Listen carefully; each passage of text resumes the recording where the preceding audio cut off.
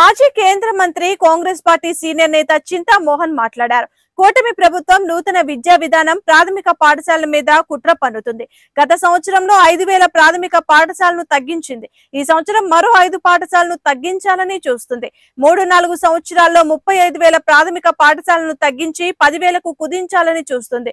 పేద బిడ్డలు ఇంగ్లీష్ మీడియంలో చదువుకోవటం ఈ కూటమి ప్రభుత్వానికి ఇష్టం లేదు. ఒక్కొక్క పంచాయతీలో మోడల్ స్కూల్ పెట్టాలనే దురాలోచనతో చంద్రబాబు ముందుకు వెళ్తున్నారు. ప్రాథమిక పాఠశాలలను తాకితే చంద్రబాబుకి ఉద్యమం తప్పదు.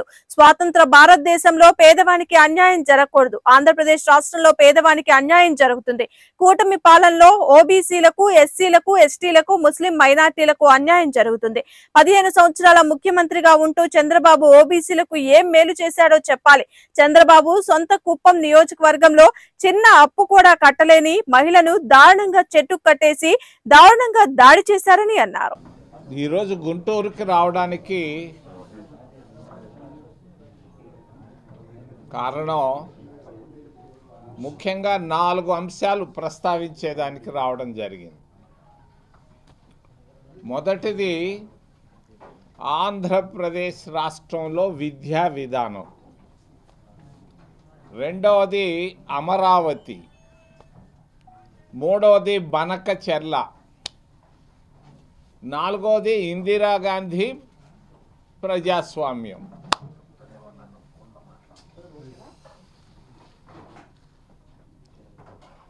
రాజీవ్ గాంధీ ప్రధానమంత్రిగా ఉన్నప్పుడు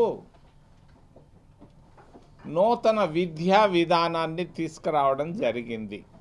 87 ఆ ప్రాంతాల్లో కాంగ్రెస్ ప్రభుత్వం ప్రతి గ్రామంలో ప్రాథమిక పాఠశాలను ప్రారంభించడమే కాకుండా ప్రతి కుగ్రామంలో కూడా ప్రాథమిక పాఠశాలను ప్రారంభించాం. ఎందుకు? ప్రతి పేద బిడ్డ, ప్రతి రైతు కూలీ బిడ్డ, ఎస్సీ కానీ, ఎస్టీ కానీ, ఓబీసీ కానీ, మైనారిటీలు అందరికీ అందుబాటులో ఉండే విధంగా ప్రాథమిక పాఠశాలను దేశం మొత్తం మీద ప్రారంభించాం. ఈరోజు ఉన్నటువంటి ఆంధ్రప్రదేశ్ రాష్ట్రంలో 35,000 ప్రాథమిక పాఠశాలను ప్రారంభించాం.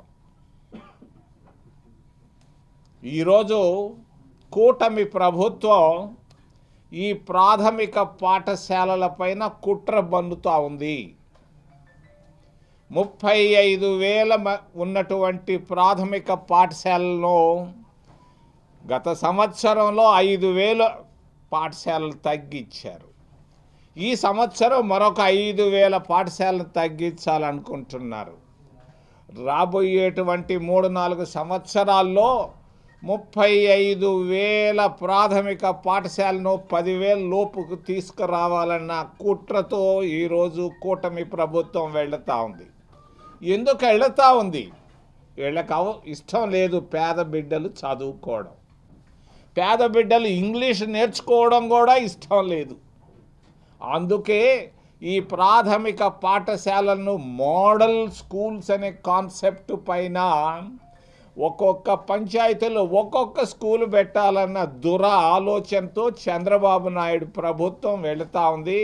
దీనిని నేను ఖండిస్తున్నాను. కాంగ్రెస్ పార్టీ తరఫున మేము తీసుకొచ్చినటువంటి ప్రాథమిక పాఠశాలను ఏమాత్రం మీరు తాకితే ఉద్యమం తప్పదని చంద్రబాబు నాయుడు గారికి తెలియజేస్తున్నాను. గుంటూరు దగ్గరగా ఉండి తప్పు ఇది చేయకూడదు. పేదవాడికి అన్యాయం జరగకూడదు. ఇది స్వతంత్ర భారతదేశంలో పేదవాళ్ళ కొరకు మేము తీసుకొచ్చినటువంటి ప్రాథమిక పాఠశాలను తగ్గించే హక్కు ఎవరిచ్చారు మీకు? 150 మంది ఎమ్మెల్యేలు ఉంటే సరిపోద్దా? పేదవాడికి ఎందుకు అన్యాయం జరుగుతూ ఉంది? ఆంధ్రప్రదేశ్ రాష్ట్రంలో ఓబీసీలకు అన్యాయం జరుగుతూ ఉంది, ఎస్సీలకు అన్యాయం జరుగుతూ ఉంది, ఎస్టీలకు అన్యాయం జరుగుతూ ఉంది. కూటమి ప్రభుత్వంలో మైనారిటీలకు అన్యాయం జరుగుతూ ఉంది.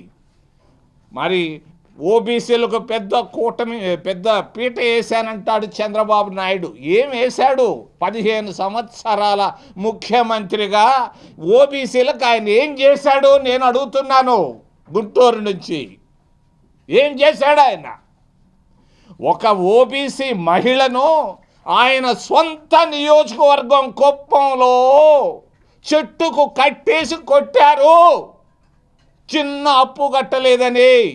ఇది ఓబీసీల పరిస్థితి ఆంధ్రప్రదేశ్ రాష్ట్రంలో. మరి ఈ ఒట్టి మాటలు చెప్పుకుంటున్నాడు యనమల రామకృష్ణుడు, లేకపోతే ఇంకొక ఆయన రామ్మోహన్ను మంత్రులు చేసినంత మాత్రాన ఓబీసీలకు పెద్దపీట వేసినట్టు కాదు. ఇది కుప్పంలో నిరుపేద ఓబీసీ మహిళను చెట్టుకు కట్టేసి కొట్టారు దుర్మార్గంగా. ఇది తప్పు అని నేను తెలియజేస్తున్నాను. మరి దగ్గరలో ఉన్నటువంటి తెనాలిలో ఒక దళిత యువకుడును పండేసి కాళ్ళు చేతులు పోలీసులే కొట్టారు. మరి అందరూ చూస్తున్నారు. ఎవరో అధికారులు కూడా సమర్థించేది కొట్టింది కరెక్ట్ అని. కొట్టే హక్కు మీకు ఎవరిచ్చారయ్యా? మానవ హక్కులున్నాయి. ఎందుకు కొట్టారు ఆ దళిత యువకుడిని? వాడు చేసిన పొరపాటు ఏంది? పొరపాటు చేసినా కూడా కొట్టే హక్కు నీకెక్కడిది అని నేను అడుగుతున్నాను కూటమి ప్రభుత్వాన్ని, చంద్రబాబు నాయుడు గారిని. గిరిజనులకు అన్యాయం జరుగుతూ ఉంది కూటమి ప్రభుత్వంలో. మరి అరకులో గిరిజనులు ఎక్కువ.